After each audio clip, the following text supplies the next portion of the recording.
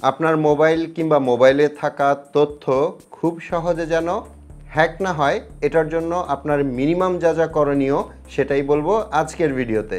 এবং খুব শর্টকাটে 7টা জিনিস নিয়ে কথা বলবো, খুব বেশি ডিটেলসে যাব না, কারণ অনেকেই আছেন বড় ভিডিও পছন্দ করেন না। যাই হোক, এরকম আরও নতুন নতুন ভিডিও দেখতে চাইলে আমার ইউটিউব চ্যানেলটা সাবস্ক্রাইব করে নিতে পারেন এবং ফেসবুক পেজটাকে ফলো করে রাখতে পারেন। যারা অলরেডি কাজগুলো করে ফেলেছেন, থ্যাংক ইউ সো মাচ। আর এই ভিডিওটা দেখে ভালো লাগলে কিন্তু লাইক মাস্ট। ওকে, প্রথমে যেটা করবেন, আপনার ফোনের সেটিংসে চলে যাবেন। সেটিংসের ওপর অ্যাবাউট ফোন যে সেকশনটা থাকে এটার ওপর ট্যাপ করবেন এবং এখানে দেখবেন আপনার ফোনের কোনো আপডেট এসছে কিনা। যদি কোনো আপডেট এসে থাকে তাহলে আপনার ফোনটা আপডেট করে নেবেন। এছাড়াও আমি যদি একটু ব্যাকে চলে যাই, সিস্টেম অ্যাপস আপডেটের একটা অপশন আছে, এখানেও চেক করে দেখবেন কোনো আপডেট এসছে কিনা। আমার এখানে দেখতে পাচ্ছেন অল সিস্টেম অ্যাপস আর আপ টু ডেট। এই দুটো জিনিস আপনাকে একটু খেয়াল রাখতে হবে, মানে আপনার ফোনের অপারেটিং সিস্টেম কিংবা সফটওয়্যার আপডেট যেটাই বলি না কেন, এটা আপ টু ডেট আছে কিনা এ ব্যাপারে আপনার খেয়াল রাখতে হবে। কারণ অ্যান্ড্রয়েডের সিকিউরিটি কিন্তু অনেক দুর্বল এবং প্রায় দেখবেন যে অ্যান্ড্রয়েড কোম্পানিগুলো, মানে আপনার ফোন কোম্পানিগুলো অ্যান্ড্রয়েডের কিছুটা উন্নতি করার জন্য, মানে এই security system up to date রাখার জন্যই নতুন নতুন আপডেট দিয়ে থাকে। অবশ্যই আপনি আপনার ফোনের সফটওয়্যার আপডেট করবেন। আর এই সফটওয়্যার আপডেট দিব কি দিব না এটা নিয়ে কিন্তু অনেকের মধ্যে ভয় কাজ করে, আবার অনেকের অনেক কনফিউশন আছে। আমার একটা ভিডিও দেওয়া আছে এই সফটওয়্যার আপডেটের উপরে, আমি এই ভিডিওর ডেসক্রিপশনে ওই ভিডিওটার লিঙ্ক দিয়ে দিব, আপনি চাইলে সেখান থেকে দেখে নিতে পারেন।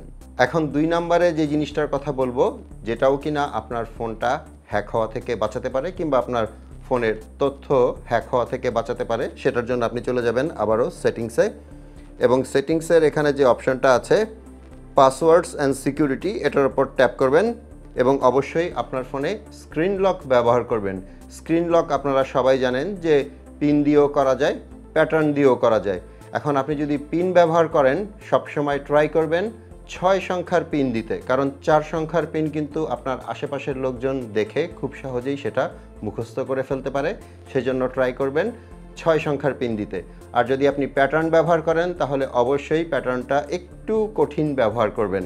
এরপর 3 নম্বরে যেটা আছে সেটাও এই স্ক্রিন লক নিয়ে। আপনার ফোনে যদি ফিঙ্গারপ্রিন্ট সেন্সর থাকে কিংবা আপনার ফোনে যদি ফেস আইডি দিয়ে আনলক করা যায়, তাহলে সেক্ষেত্রে এই বায়োমেট্রিক্সগুলো অবশ্যই অ্যাপ্লাই করবেন। এখন অনেকেরই মনে হতে পারে স্ক্রিন লক, ফিঙ্গারপ্রিন্ট কিংবা ফেস আইডি এগুলো কিভাবে হ্যাকারদের কাছ থেকে ফোনটাকে বাঁচাবে। অনেক সময় দেখা যায় ফিশিং লিঙ্কের মাধ্যমে, মানে আপনি কোনো লিঙ্কে ক্লিক করেছেন সেটার মাধ্যমে যদি আপনার ফোনটা হ্যাকার ওই পাশ থেকে হ্যাক করে নেয়, মানে ফোনের কন্ট্রোল যদি নিয়ে নেয়, কিন্তু আপনার ফোনে যদি স্ক্রিন লক কিংবা প্যাটার্ন লক কিংবা যে পিন লক দেওয়া থাকে তাহলে কিন্তু সে অনেক কিছুরই অ্যাক্সেস পায় না। সো এটাও কিন্তু সিকিউরিটির একটা লেয়ার। এরপর 4 নম্বরে যেটা আছে সেটা হচ্ছে অ্যাপ পারমিশন, মানে আমরা যখন কোনো অ্যাপ ইনস্টল করি গুগল প্লে স্টোর থেকে, তখন দেখা যায় অ্যাপটা বিভিন্ন রকমের পারমিশন চায়। এখন কোন অ্যাপ কী রকমের পারমিশন চাচ্ছে সেটা আপনাকে বুঝে পারমিশন দিতে হবে। আর যদি আপনি ভুলে কোনো একটা অ্যাপকে উল্টাপাল্টা কোনো কিছুর পারমিশন দিয়ে ফেলেন তাহলে সেটা কিভাবে রিমুভ করবেন সেটা দেখিয়ে দিচ্ছি। সরাসরি আপনার ফোনের সেটিংসে চলে যাবেন, এখান থেকে খুঁজে বের করবেন অ্যাপস, অ্যাপসের ওপর ট্যাপ করবেন, এখানে একটা অপশন খুঁজে পাবেন পারমিশনসের ওপর ট্যাপ করবেন। এখানে আবারও পারমিশনস দেখতে পাচ্ছেন, এটার ওপর ট্যাপ করবেন। এখন আমার ফোনের যেসব জিনিসপত্রগুলো আছে, মানে body sensors, calendars, call logs, camera, contacts, files, location, microphone, আরও যেসব জিনিস যেগুলো কিনা বিভিন্ন অ্যাপের সাথে শেয়ার করা, মানে পারমিশন দেওয়া আছে, সেগুলোর লিস্ট কিন্তু এখানে আছে। ফর এক্সাম্পল, আমি যদি ক্যামেরার ওপর ট্যাপ করি, আমার এখানে দেখতে পাচ্ছেন যেসব অ্যাপকে আমি ক্যামেরা ব্যবহার করার পারমিশন দিয়ে রেখেছি, মানে অ্যালাউ করে রেখেছি, সেগুলোর লিস্ট দেখাচ্ছে। এখন কোনো কারণে ধরে নিচ্ছি মেসেঞ্জারকে আমি আর ক্যামেরা ব্যবহার করার পারমিশন দিব না, তাহলে আমি যেটা করব, মেসেঞ্জারের ওপর ট্যাপ করব এবং এখান থেকে ডোন্ট অ্যালাউ যে অপশনটা আছে সেটার উপর ট্যাপ করে সিলেক্ট করে দিব। মানে আপনি যদি এমন কোনো অ্যাপ ইনস্টল করেন, ফর এক্সাম্পল আপনি একটা গেমস ইনস্টল করছেন, মানে গেমিং অ্যাপ ইনস্টল করছেন, সেক্ষেত্রে সেটা যদি আপনার ফোনের ক্যামেরার অ্যাক্সেস চায় কিংবা মাইক্রোফোনের অ্যাক্সেস চায় তাহলে বিষয়টা কিন্তু একটু সন্দেহজনক। সো যখনই কোনো অ্যাপ ইনস্টল করবেন এবং যখন পারমিশন চাইবে ওই অ্যাপগুলো, তো সেক্ষেত্রে আপনি একটু সাবধানতা অবলম্বন করবেন যে কোনটাকে ক্যামেরার পারমিশন দেওয়া উচিত, কোনটাকে লোকেশনের দেওয়া উচিত কিংবা কোনটাকে মাইক্রোফোনের দেওয়া উচিত এ ব্যাপারে একটু খেয়াল রাখতে হবে। এরপর 5 নম্বরে যেটার কথা বলবো সেটার জন্য চলে যাবেন গুগল প্লে স্টোরে।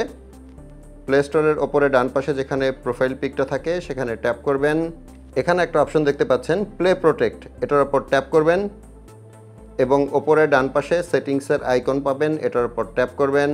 আমার এখানে দেখতে পাচ্ছেন scan apps with play protect, এটা অন করা আছে এবং ইমপ্রুভ হার্মফুল অ্যাপ ডিটেকশন এটাও অন করা আছে। আপনার এখানে যদি এই দুটো অফ করা থাকে তাহলে এই দুটো অন করে নেবেন। এখান থেকে যদি আমি একটু ব্যাকে চলে যাই এবং এরপর যদি স্ক্যানে ট্যাপ করি, এখানে দেখতে পাচ্ছেন নো হার্মফুল অ্যাপস ফাউন্ড। এই প্লে প্রোটেক্ট অন থাকলে যেটা হয়, আপনি যেসব অ্যাপ ইনস্টল করেছেন গুগল প্লে স্টোর থেকে কিংবা আপনার ফোনে যেসব অ্যাপ ইনস্টল করা আছে এগুলোর মধ্যে যদি অ্যাডওয়্যার, স্পাইওয়্যার কিংবা ম্যালওয়্যার থাকে, প্লে প্রোটেক্ট কিন্তু সেটা ডিটেক্ট করতে পারে এবং আপনাকে কিন্তু নোটিফাই করবে যে আপনার ফোনে হার্মফুল অ্যাপ আছে এবং সেটা কোনটা সেটা কিন্তু সে বলে দিবে। তখন আপনি সেই অ্যাপটা আনইনস্টল করে নিতে পারবেন। আর এসব ক্ষতিকারক অ্যাপ আপনি অবশ্যই ফোন থেকে আনইনস্টল করে দিবেন, কারণ এগুলোর মাধ্যমেই কিন্তু আপনার ফোনের অনেক তথ্য অন্য মানুষের কাছে চলে যায়। এরপর 6 নম্বরে যেটা আছে সেটা হচ্ছে 2 ফ্যাক্টর অথেন্টিকেশন। আপনার জিমেইল হোক, ফেসবুক হোক, হোয়াটসঅ্যাপ হোক, যেসব সোশ্যাল মিডিয়া অ্যাপ কিংবা কলিং অ্যাপ এছাড়াও যেসব অ্যাপে 2 ফ্যাক্টর অথেন্টিকেশন অন করা যায়, আপনি অবশ্যই আপনার ওই অ্যাপগুলোতে 2 ফ্যাক্টর অথেন্টিকেশন ব্যবহার করবেন। এটা আপনারা অনেকেই জানেন যে 2 ফ্যাক্টর অথেন্টিকেশন অন করা থাকলে যেটা হয় সেটা হচ্ছে গোপনে কেউ যদি আপনার ইউজার নেম এবং পাসওয়ার্ড জেনেও থাকে, সে কিন্তু একটা ভেরিফিকেশন কোড ছাড়া অন্য কোথাও আপনার কোনো অ্যাকাউন্ট লগ ইন করতে পারবে না। আবার আমাদের মাঝে অনেকের একটা ভ্রান্ত ধারণা আছে কিংবা ভয় আছে, সেটা হচ্ছে অনেকেই আমাকে কমেন্টে জানান যে ভাইয়া আমি তো আমার জিমেইলে 2 ফ্যাক্টর অথেন্টিকেশন অন করেছিলাম কিংবা ফেসবুকে 2 ফ্যাক্টর অথেন্টিকেশন অন করেছিলাম, আমার ফোন নাম্বার দিয়ে সেই ফোনটা আমার চুরি হয়ে গিয়েছে কিংবা সেই সিমটা আমার হারিয়ে গেছে, এক্ষেত্রে আমি কি করব? আপনারা সবসময় মনে রাখবেন, বাংলাদেশে কিংবা দুনিয়ার যে কোনো জায়গায় সিম কিন্তু রিপ্লেসেবল। মানে আপনি যখন আপনার নিজের সিমটা হারিয়ে ফেলবেন, আপনি কিন্তু কাস্টমার কেয়ারে গেলেই আপনার ওই নাম্বারের আবার নতুন করে একটা সিম নিয়ে আসতে পারছেন। তাই সিম হারিয়ে যেতে পারে, চুরি হয়ে যেতে পারে, নষ্ট হয়ে যেতে পারে, এই ভয়ে আপনি আপনার ফোন নাম্বার দিয়ে 2 ফ্যাক্টর অথেন্টিকেশন অন করবেন না। এটা কিন্তু হতে পারে না। অবশ্যই আপনি আপনার এই অ্যাপগুলোতে 2 ফ্যাক্টর অথেন্টিকেশন অন রাখবেন। এখন সর্বশেষ এবং 7 নম্বরে যেটার কথা বলবো সেটা হচ্ছে, আমাদের মাঝে অনেককেই দেখা যায় সারাক্ষণ ফ্রি ওয়াইফাই খুঁজতে থাকেন। মানে হয়তো কোনো মার্কেটে গিয়েছেন, কোনো কফি শপে গিয়েছেন, কোনো রেস্টুরেন্টে, সেখানে যে ফ্রি ওয়াইফাইটা থাকে মানে পাবলিক ওয়াইফাই, সেটা তারা ব্যবহার করতে খুবই ইন্টারেস্টেড। সারা পৃথিবীতে সবচেয়ে বেশি ফোন হ্যাক হয় এই ফ্রি ওয়াইফাই ব্যবহার করার ক্ষেত্রে। সো ফ্রি ওয়াইফাই ব্যবহার করার ক্ষেত্রে অবশ্যই সাবধান থাকবেন। আপনি যখন ফ্রি ওয়াইফাই ব্যবহার করছেন তখন কোনো ব্যাংকিং ট্রানজ্যাকশন করবেন না কিংবা কোনো কিছুতে লগ আউট করা থাকলে সেটাতে লগ ইন করবেন না। মানে যেখানে যেখানে পাসওয়ার্ড কিংবা পিন দিতে হয় সেগুলো ব্যবহার করবেন না।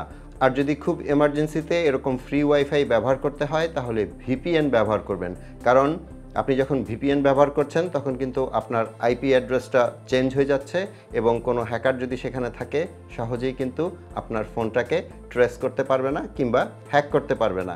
হোপফুলি ইনফরমেশনগুলো আপনাদের কাজে আসবে। ভিডিওটা ভালো লাগলে একটা লাইক করে দিবেন। আপনাদের সাথে আমার দেখা হবে পরের ভিডিওতে ইনশাল্লাহ। সে পর্যন্ত সবাই ভালো থাকবেন। আসসালামু আলাইকুম।